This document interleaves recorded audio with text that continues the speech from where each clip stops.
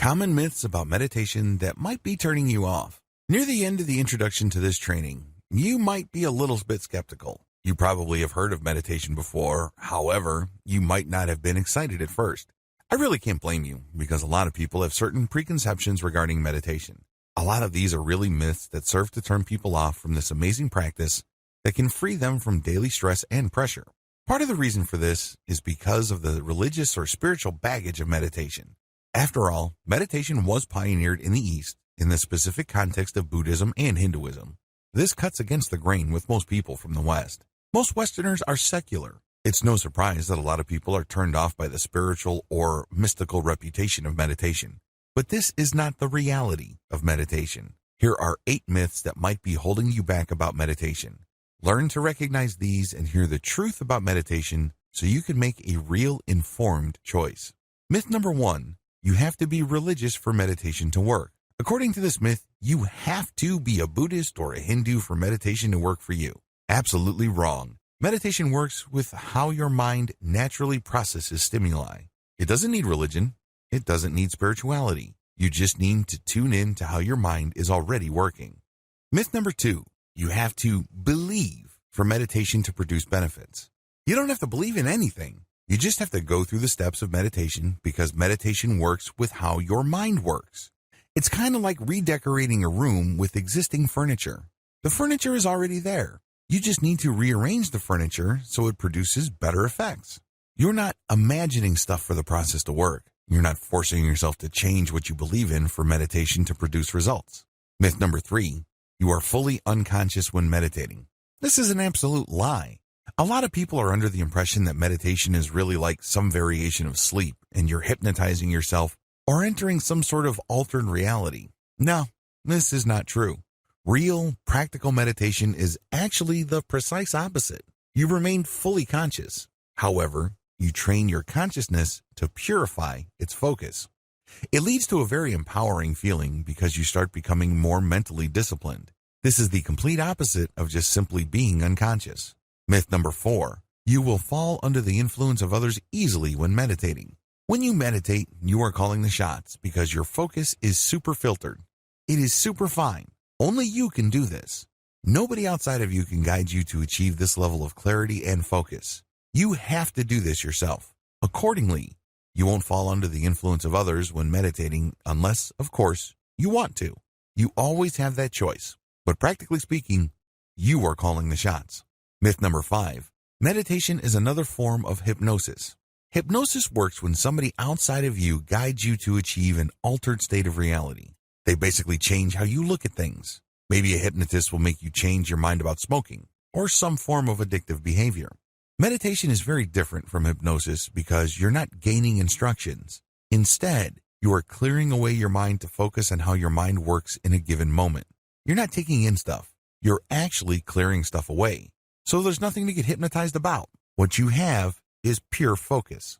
Myth number 6. It takes a lot of effort to meditate properly. Your mind is actually very powerful. To use machinery analogy, your mind already has gears that turn, and these are very powerful gears. You have to understand that you navigate reality with your mind. It's how your body exists in reality. You perceive reality through your mind. When you meditate, you tap into that machinery and you purify it. In other words, the energy is already there. You don't have to exert new effort. Instead, again, to use the analogy of the room with furniture, you're just rearranging the furniture to produce a different effect. Myth number 7. You have to meditate for a long time for it to benefit you. Meditation, to a lot of people, is a lot of work. They think that there are many levels to it. Well, people who think that way are being confused by the traditional religion or spirituality that surrounded meditation because Buddhists think in levels. Hindus too, to a certain degree. Raw, practical, basic meditation can produce results for you right here, right now. Since your goal is not to attain some sort of mystical enlightenment, but to just live in the present moment and focus your mental energies, the benefit is almost immediate if you do it right. Myth number 8. People who meditate are gullible. This really is a slam against people who are looking for natural and self-controlled ways to deal with stress. This is an insult. The truth is, even if you are the most skeptical person in the world and you really have a tough time believing anything, if you just focus on the mental processes that you are already engaged in, and direct it to a more natural alignment, you don't need to be persuaded of anything. It just works on its own. All of the 8 myths above will trip you up. Learn how to spot them in terms of your belief system. Let me tell you, what I'm going to teach you about meditation will not benefit you in the least if you hang on to any of these myths. Get out from under them and start enjoying the benefits you've been looking for. You need to start with as clean of a slate as you can.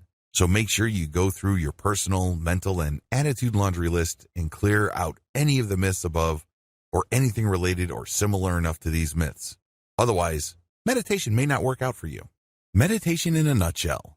What is meditation? We've already established in video 1 that it is not some sort of metaphysical, spiritual, or mystical state that you enter. It's definitely not some sort of attempt to achieve some sort of alternate reality or navigate some sort of spiritual truth. Instead, meditation works with how your mind already operates. The bottom line is, if your mind did not have a self-correcting system to achieve some sort of balance or some sort of inner peace at some level or another, you would have gone crazy a long time ago. That is the bottom line. Meditation really all boils down to getting in touch with that and becoming more aware of that machinery so you can call it into action when you need it and on your own terms. Your mind is a very powerful biochemical machine. It has all sorts of gears and processes and systems. Meditation just simply taps into this amazing interconnected network of internal systems that manage your personal reality to make the system work for you instead of against you. The cloud analogy. To get an understanding of how these systems work, I need you to imagine that you are looking at the world from 500,000 feet. At that distance, the world is a globe. You can see the clouds at the surface, and you can see some storms. And when you sink deeper, let's say to 200,000 feet, you can see the storms up close. You can see the lightning. You can see the movement of the air. You can even see the surface of the waters. You can see the heat of the deserts. There's a lot of commotion. There's a lot of stress.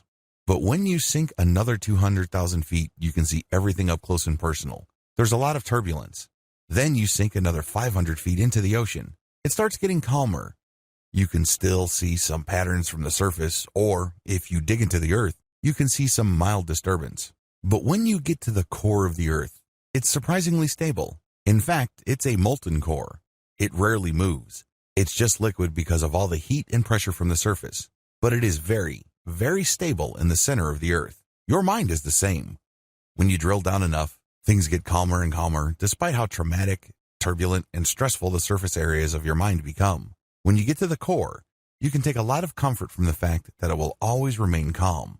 It has to be this way because, as I said earlier, if humanity did not develop in such a way that our minds have some sort of self-correcting system that's always stable, we would have died as a species a long, long time ago. Meditation is all about getting to your core. Practical meditation is all about getting to that inner core. It's all about getting to that part of your mind that is always at peace. It has these mechanisms that ensure that you keep going back to this sense of peace. Believe it or not, really stressed out people who are going through a living hell as far as their emotions, their relationships, their career, their finances, and everything else in their life, actually have a calm inner core. Unfortunately, that's just buried in all the stuff that's taking up all their mental energy. But it's not going to go away. It's always there. You are programmed by biology to have a calm inner core. Otherwise, you would have gone crazy a long time ago. The bottom line is simple. Meditation is all about living in the moment. That is where we reconnect with our calm inner core. Here's the twist though. Meditation is an art, not a science. If meditation was a science, like some sort of equation that you just plug in variables into and you will get the same predictable result, then we wouldn't be here. But unfortunately, it is personal in nature because you have to go through the process of making choices to clear up your mind so you can lock in on the present moment. That's how you reconnect with your deep, abiding inner core of calm and serenity. Now, with that said, although meditation is an art and not a science, it's been scientifically studied thoroughly. In fact, there are at least 200 peer-reviewed, hardcore scientific studies of meditation. A lot of this was done in the 1970s. Meditation has a lot of scientific benefits. I will go into that in the next video. But don't think that what I'm going to be teaching you is some sort of an experimental or completely new method. No, its effects have been known for quite some time. In fact, in many parts of the world, it's been practiced for at least 1,000 years. The top 10 benefits of meditation. If you're going through this training, chances are you already want to try your hand at meditation. There's a high probability that you probably already know some, if not all, of the 10 major benefits of meditation. Just to be sure, if you're still in any way, shape, or form on the fence regarding this practical and all-natural way to relax, here are just the 10 major benefits of meditation. Please note that the actual list of meditation's benefits is quite long. These are just the most commonly reported benefits. Benefit number 1, it slows down your mind. Part of the reason why people are so stressed out is because they have 1,000 things on their mind. They're just so focused on so many things at the same time that they spread themselves too thin. They're not very patient. They don't have much focus. And it's very easy for them to drop the ball. It's very easy for them to spend day after day thinking that they really haven't done much with their time or the opportunities presented to them. By learning how to meditate on a practical basis, you slow down your mind. You're able to focus and appreciate one thing at a time. This is not a step back. In fact, this is a great way of reclaiming your ability to focus and control the many different areas of your life. Benefit number 2, it relaxes your mind. Focus is one thing, relaxation is another. Please understand that these are two totally different things. You can be focused on something that really stresses you out and take care of the problem. However, once the issue is done, you may still be tightly wound up. You may still be stressed. Meditation enables you to completely relax your mind. It is a great way of not only taking off stress, but also relaxing your mind. You get inner peace. You get serenity. Benefit number 3, it relaxes your body. There's a tight connection between your body and your mind. The less stressed your mind becomes, the more relaxed your body gets. These two are strongly tied to each other. By working on your mind, you go a long way in relaxing physically. Benefit number 4, you gain perspective. Part of the reason why people are so stressed is because they think that they're jumping from one emergency to another. They are literally caught in the end of the world every single crisis. It's as if they're putting out one fire after another. Well, it turns out that most, if not all, of the things that you're stressed about are nothing to stress out over. In the big scheme of things, they are really small potatoes. When you adopt a daily or consistent meditation practice, you get to see the big picture. Gaining perspective enables you to achieve some level of inner peace. Benefit number 5, you create distance between your emotions and your perception. One of the most common symptoms of stress is when everything seems to revolve around who you are, your personal value, and your goals in life. In other words, every small disappointment becomes a giant failure. When you don't agree with somebody else, instead of leaving it at a fairly shallow level, the disagreement becomes really personal. You really have a tough time letting go of your emotions. Well, when you learn how to meditate, you create distance between your emotions and perceptions. Just because you perceive certain things, it doesn't necessarily mean that you have to interpret things in a very emotionally negative way. The more you meditate, the calmer you feel. It doesn't have to be the end of the world. It doesn't have to be all about you. Life doesn't have to involve a tremendous amount of unnecessary drama. Benefit number 6, your focus increases in power. Where your focus goes, energy flows. Unfortunately, if you're stressed out, it's very easy for you to try to focus, but there's really not much power left. You can't muster the willpower needed to get stuff done, regardless of how much you think you've set your mind to something. At some level or another, something is tapping your energy. It's just leaking out of you, and you really can't, for the life of you, focus like a laser. When you learn how to meditate and control your mental processes, your focus grows in strength. You are able to target specific tasks with your willpower. When you do this, you become a more effective and productive person. Benefit number 7, your focus increases in clarity. Just as focus involves willpower, focus also involves clarity. Things start to make sense. Things fall into place. Unfortunately, if you're under a lot of pressure, it's easy to suffer from brain fog. Everything looks the same, everything is fuzzy, and it's hard for you to tell which is which. You don't even know what your priority should be or not. It is no surprise that regardless of how much focus stressed out people try to put on certain tasks, they can't get anything done. It's as if they try to impose their willpower to do certain things, but it turns out that they're doing the wrong things at the wrong time to produce the wrong results. They end up chasing their tails. When you meditate, your focus not only grows in strength, but it also grows in clarity. You start using your values as your filter as to what to focus on. This can have a tremendously positive result on your productivity as well as your sense that you are able to make things happen in your life. Benefit number 8, it lowers your blood pressure. In research study after research study, scientists have discovered that consistent meditative practice actually lowers blood pressure. This is a big deal because there is a cardiovascular disease epidemic in the United States and other developed nations. As people live more and more sedentary lives, heart-related issues are killing more and more people. If you meditate, you tend to naturally lower your blood pressure, and this can possibly prolong your life. Benefit number 9. It can speed up emotional healing. If you have a tough time forgiving people, by learning how to meditate, you can gain emotional distance from painful or anger-induced memories. Sooner or later, you are able to see things in perspective, and this puts you in a position to forgive. Now, this doesn't necessarily mean that if you meditate, you will automatically forgive people who you feel have done you harm. That will still be your choice. However, when you meditate, you start viewing things in perspective, and it's more likely that, if you want to, you can forgive and move on. This can go a long way in helping you heal emotionally. Benefit number 10, can bolster psychological repair. I wish I could tell you that all of us came from ideal childhoods. I wish I could tell you that we all had great pasts, and that we've always hung out with great people and we've always had amazing times. It would be awesome if we all came from nurturing, loving relationships and families. Unfortunately, that's not true. There are a lot of us who have suffered psychological wounds and are having a tough time recovering. When you meditate, you tend to gain perspective. This enables you to put yourself in the position to start looking at the past as well as the present consequences of your past with a fresh set of eyes. If you feel that you've been victimized, if you feel that you've been harmed in the past, it doesn't necessarily mean that you have to continue looking at yourself the same way. Again, just like with speeding up emotional healing, meditation only puts you in this position. You still have to choose this benefit. This doesn't happen automatically. Keep the 10 benefits above in mind if you're still hesitating or feeling apprehensive about meditation. While it is a commitment, please keep in mind that in most cases, its advantages definitely outweigh whatever real or imagined disadvantages people may see with a meditation practice. Practical versus esoteric meditation. In the first video of this training, I outlined the common myths that tend to hold people back from adopting a personal meditation practice. It really all boils down to a sense that meditation is somehow, some way religious, mystical, or some sort of superstitious practice. We live in a very secular time. We'd like to believe that we are guided by reason and science. Given this context, it is entirely understandable why people have second thoughts about meditation. A lot of this really flows from the dichotomy between practical and esoteric meditation. Esoteric meditation is really the historic practice of meditation. In this context, meditation is practiced in connection with some sort of higher religious goal or some sort of mystical objective. If anything, meditation is not the centerpiece.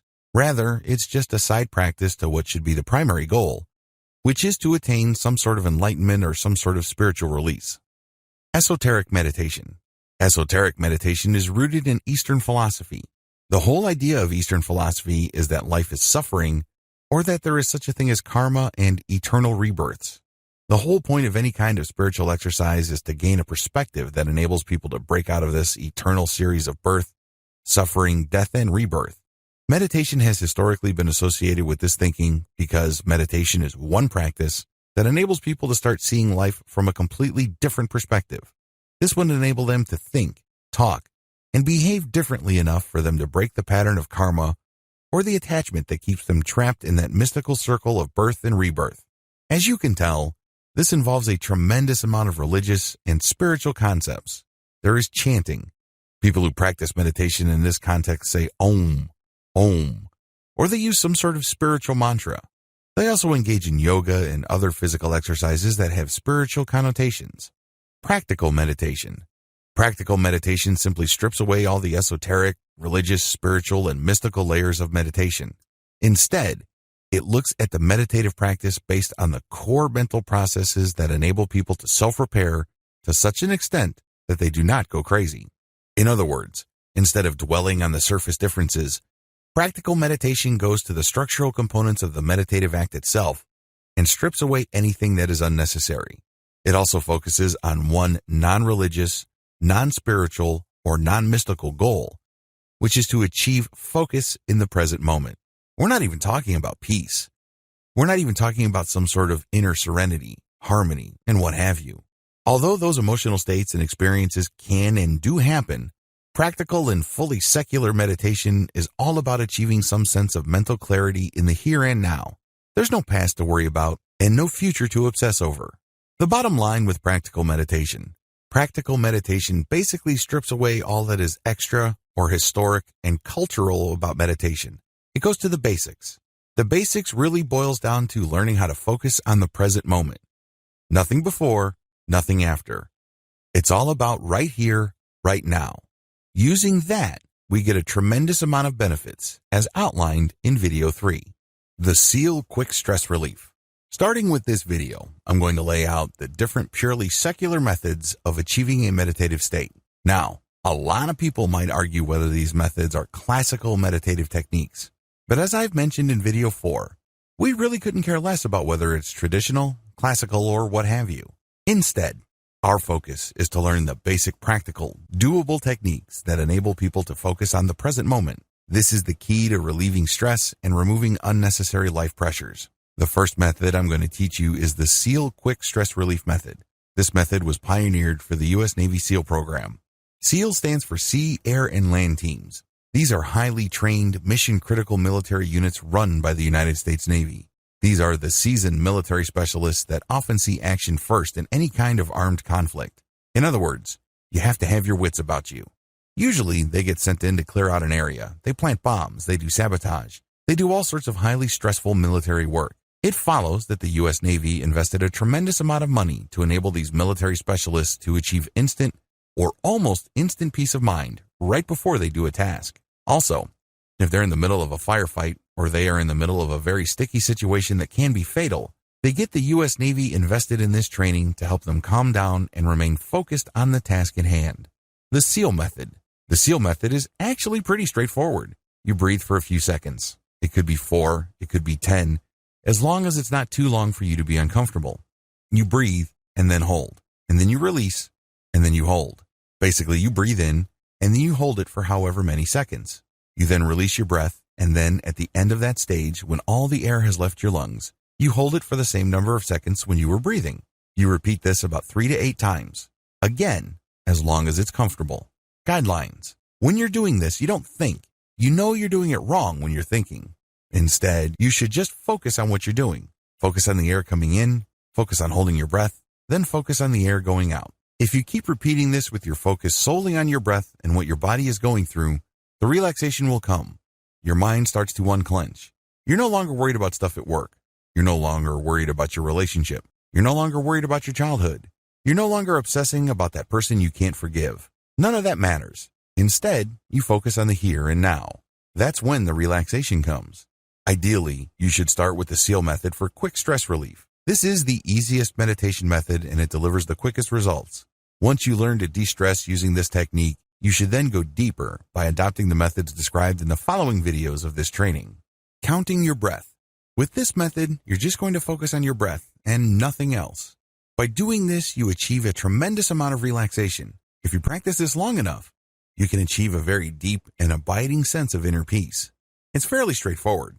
There are really no moving parts. It's not complicated at all.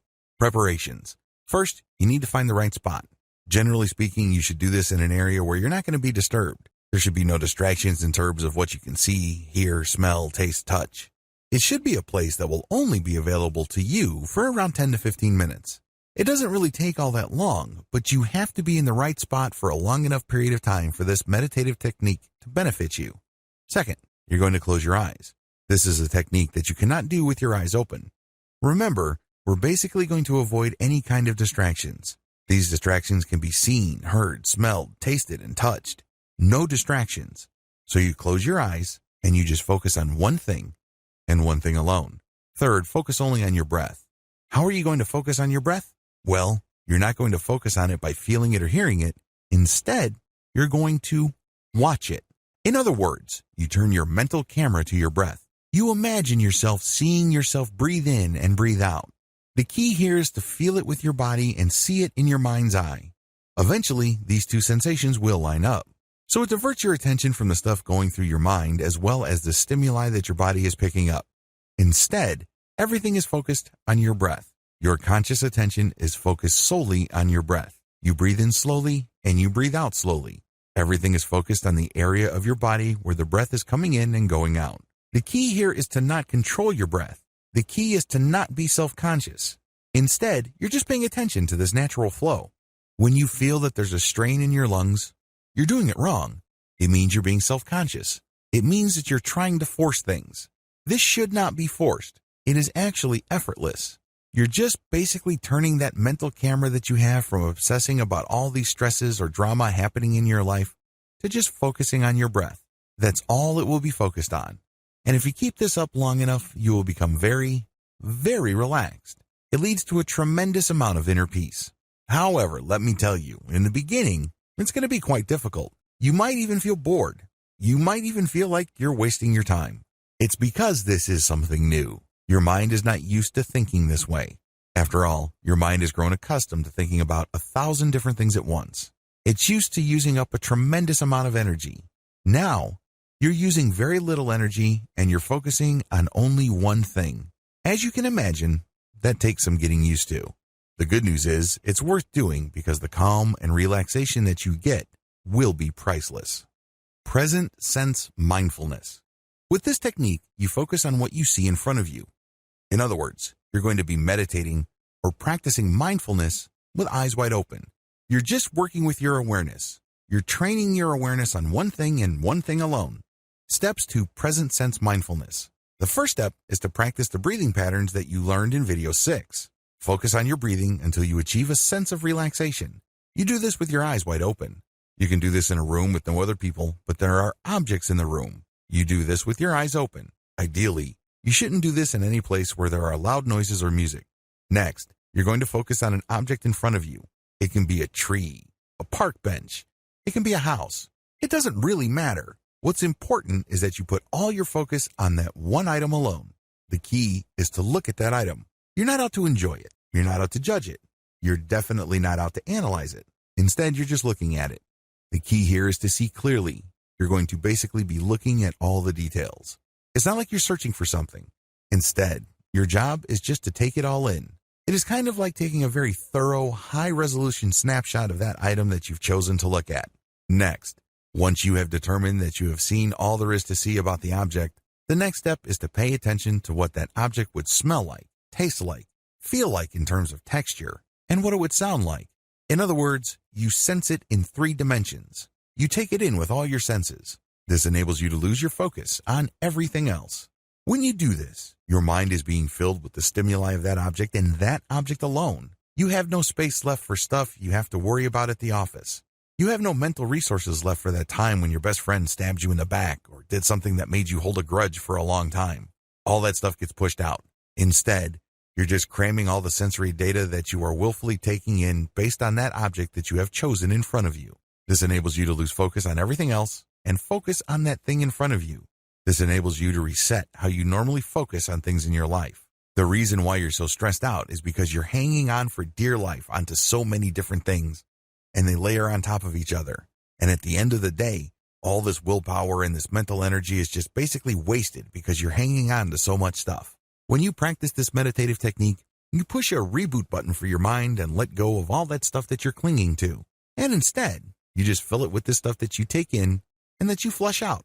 Eventually, this leads to mental hygiene because you will develop the mental discipline to zero in on an issue or a set of data for however long it takes to produce. Let's say at work or in an argument or even dealing with a relationship, and then let go. Watch your emotions like clouds. Once you have done the previous meditative practices, the next step is to meditate in such a way that you let go of emotional attachments. Let's get one thing clear. Part of the reason why we're all so stressed out and anxious is because our memories are not emotionally neutral. When we perceive certain things, we tend to react a certain way because we have been trained by past experiences to respond that way. What if I told you that in many cases, we respond in a very unproductive and downright negative way? We could be responding in more neutral or more positive ways, and our lives could be more productive. Instead of wasting a tremendous amount of emotional and mental resources feeling negative, angry, frustrated, guilty, upset, you name it, we can focus more on feeling appreciated as well as content. It's all a choice. But unfortunately, if we hang on to these past memories and we judge them in a predictably negative way, we lose sight of the fact that we can always choose our judgments. We feel that our negative analysis is just who we are. It's part of our identity. It's part of our personality. Well, it isn't. It's always a choice. With this technique, you gain some freedom from the emotional roller coaster ride that you feel just takes you to negative territory like clockwork. Here's how it works. Step number 1, count your breath. Go back to the earlier video where I taught you how to count your breath. Watch your breath, count it, focus on your breath. At a certain point, you will relax. You can use the SEAL method, or you can use the more intensive breath counting and watching method I discussed earlier. Whatever the case may be, keep doing it until you sense relaxation. Step number 2, close your eyes. Once you feel that you have reached a certain level of relaxation, close your eyes. Everything should go black. Allow yourself to relax even deeper. Allow yourself to slow your thoughts down. Just focus on the calmness of the darkness. There's nothing to prove here. You don't have to be somebody that you're not. You have nobody to impress. This is just you and your thoughts. It's just calm, pure darkness. No light, no color, nothing to get worked up about. Step number 3, focus on your thoughts. Once you have relaxed, pretend that you are in some sort of movie theater and you're sitting back and you're seeing scenes. These are your thoughts. When you assume that perspective, you would realize that you're thinking a lot. If you're a normal person, a lot of mental images flash through your mind. In fact, we go through so many mental images, oftentimes we're not aware of them all. So sit back and just see your thoughts play out. Step number 4, make sure not to judge or analyze your thoughts. Here's the thing that you will be doing differently. Most people have no problem seeing mental images flash through their mind. But the problem is, once that happens, they get all emotionally caught up. For example, you had an ex who cheated on you, stole from you, or otherwise did bad things to you. How do you think you would feel when you see something that reminds you of him or her? You probably don't feel all that good.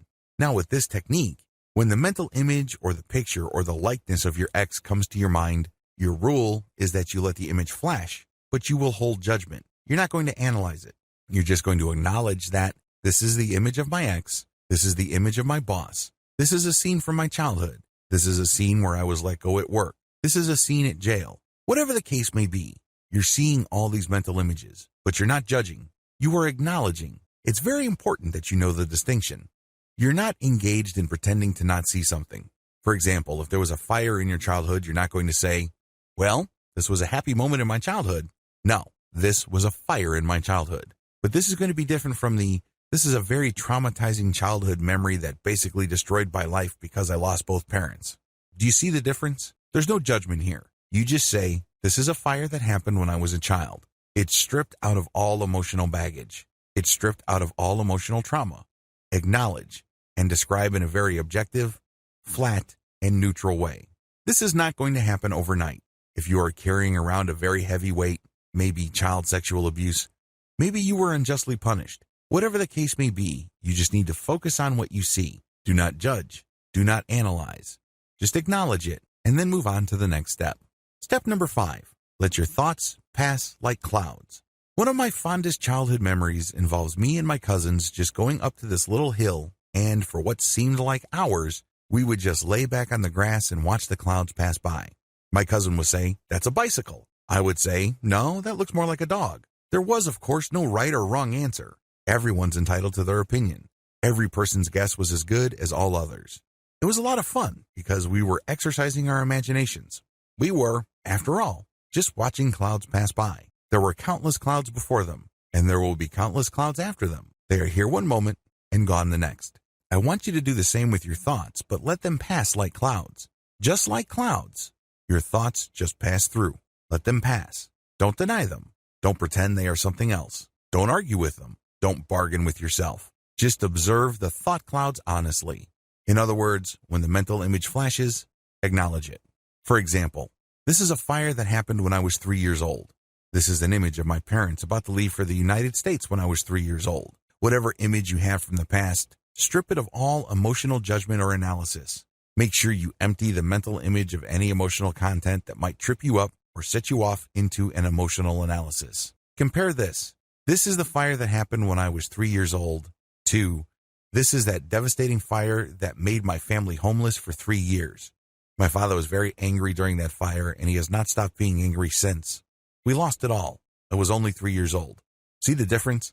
The first case involved just describing the facts, nothing more, nothing less. The other case includes a lot of analysis and commentary. These lead to you getting thrown off track. Learn to spot the difference. Recognize the point when you stopped objectively describing and started emotionally reacting. It doesn't make it any less real, mind you. But you're just acknowledging it because we're not engaged in self-delusion here. We're not trying to trick ourselves or hypnotize ourselves into thinking that these events, which ultimately are very traumatic and hurtful, did not happen. Instead, you're just acknowledging. And then the next step is what makes it really powerful. When you acknowledge, you then let it pass like a cloud. Just like a cloud, it's going to zoom over your head. It's going to linger slowly, depending on how strong the wind is. But you just let it pass. Eventually, it will pass. Step number 6, enjoy the emotional distance. When you repeat this over several weeks, you start noticing emotional distance. Mental images, memories, or what have you, that used to throw you off track no longer do. Maybe there was a memory that used to make you cry like you were on autopilot. Now you don't do that. You just say, well, that happened to me when I was 4 years old and my housekeeper was in that memory. Then you let it pass. Well, that happened to be, and my boss said something and I was let go and I found another job. You let it pass. Well, that was my best friend and my ex-girlfriend. You let the memory pass. You do this over and over again, and the more successful you become at it, the greater the emotional distance. Eventually, all that stuff that used to drag you down and hold you back is left in the past. Congratulations. Meditation best practices. Meditation is like working out. When you work out, you put a lot of stress on your muscles. That's how they get bigger. That's how they get leaner. That's how they get stronger. The same applies to your mental muscles, because that's what meditation is. It's a mental workout. Physical muscles get soft if you don't challenge them or you don't put pressure on them. With meditation, you're going to challenge and put pressure on your mental muscles. Believe me, it is quite a workout to let a mental image just pass over your head like a cloud without judging it. For example, there was an episode of your childhood that used to burn you through your core because it was really humiliating. It was disgusting. Whatever it was, it takes effort to do that. But that's how you challenge your mental muscles. And the more pressure you put on it, the stronger it gets. Practice daily. The good news here is that you don't have to spend all day meditating. In fact, if you're doing that, you're overdoing it. That's probably going to do more harm than good. Instead, focus on spending no more than 15 minutes a day. With meditation, a little bit of consistency goes a long way. So focus on your meditative practice for no more than 15 minutes every day. 15 minutes is plenty. Associate your meditative state with certain stimuli. This is for advanced students. Usually, by this point, it will probably take months, if not years. But most people, if they're consistent, will reach this point. When you perceive any new stimuli, allow yourself to focus on your meditative state. You're basically linking the meditative state of peace, calm, inner serenity, and harmony with stimuli that normally upsets you. For example, if you work with an ex, it can be quite uncomfortable, awkward, and frustrating.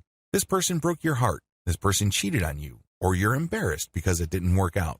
Whatever the case may be, it's going to be very hard to handle that stimuli. After you've meditated and you've gained some emotional distance, allow yourself to look for that stimuli and link it with a meditative state. In other words, you are replacing the stress, discomfort, and embarrassment that you normally feel when you perceive that stimuli. Maybe it involves seeing the face of your ex or hearing his or her voice, whatever the case may be. Now, you're replacing it with a meditative state. The meditative state, of course, involves a sense of calm, being in control, clarity, peace, healing, restoration. So instead of that person's voice or image just stressing you out, upsetting you, now it calms you down. You say to yourself, I'm okay. There's nothing to get hung up about. I can deal with this situation, this person, these memories at a certain level, and I'll be okay. Sure, in the beginning this is going to be difficult because of your mental habits. When you were just starting out, the urge to go back to your old reactive patterns with its rush of negative emotions seems to be all but irresistible. This is the hardest part, but you can overcome. Choose to override this natural tendency, and it will get easier and easier to respond to life stimuli based on your highest values instead of your feelings or whatever is convenient or easy. The more opportunities you seek to practice your newfound power over your emotions, the stronger your mind becomes. It also makes the link between certain positive stimuli and positive emotions or positive mental states. Of course, none of this happens all at once. It takes time. Still, every time you successfully choose to focus on being calm and successfully recall the mental calmness of your meditative state, the easier it gets. The secret is practice. Interestingly enough, to get the practice you need, you actually have to seek out situations or stimuli that normally stress you out. That's the only way you can test out your ability to recall a calm inner peace. Usually, people do not need help recalling stressful, embarrassing, traumatic, or painful memories. Start there. Since these are thoughts, you have a lot more control over the thought and the outcome. Compare the above to testing out your meditative recall skills on actual people. People can be quite random. You might have a very sticky situation on your hands, and unlike memories, there's no rewind button if you end up saying or doing something that harms your relationship or takes it to a much lower level. Regardless of how you do it, give yourself the opportunity to consistently test out your ability to recall that state of mental calm, serenity, and peace. In that special space you have built for yourself within your mind, there's no need to prove anything. You don't have to be somebody else. There are no painful memories. There is no worrying future. Instead, you just have calm in the here and now. Understand that you always have this available. Get some hope from this fact. Call this link at will. Once you have trained yourself to remember that meditative state when situations present themselves, the next step is to call it at will, meaning you yourself will trigger that meditative state. You no longer need stimuli. That's when you have reached a higher level of practical meditation, because that sense of calm, release, and objective distance that you feel with your emotions pretty much persists on a 24/7 basis. You only need to choose to call that meditative state to being, and it happens. You now know it like the back of your hand.